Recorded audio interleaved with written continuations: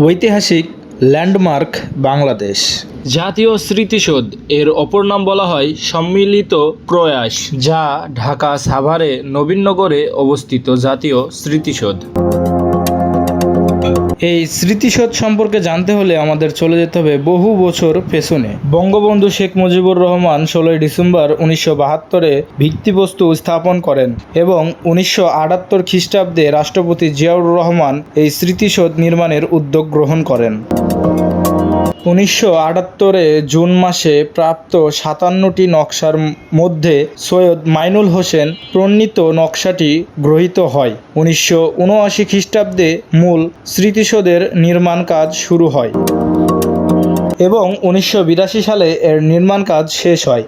15 December 1982 সাল তৎকালীন রাষ্ট্রপতি হুসাইন মাহমুদ এরশাদ এটি উদ্বোধন করেন। 109 একর জমির ওপরে প্রতিষ্ঠিত এই স্মৃতিসৌধ 7টি ফলক রয়েছে এবং এর উচ্চতা 150 ফুট বা 86.5 মিটার।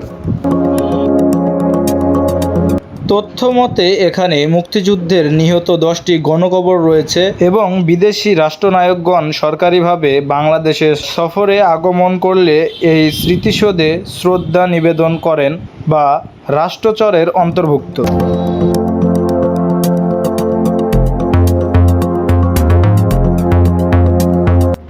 বর্তমানে জাতীয় স্মৃতিসৌধ সকাল 10টা থেকে বিকেল 5টা পর্যন্ত খোলা থাকে, যা এই টাইমের ভিতরে হাজার হাজার পর্যটক ঘুরতে আসে।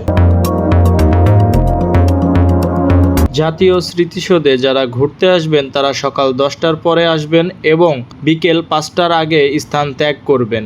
কেউ বিশৃঙ্খলা সৃষ্টি করবেন না। এখানে সব সময় পুলিশ প্রশাসনের কড়া নিরাপত্তা রয়েছে।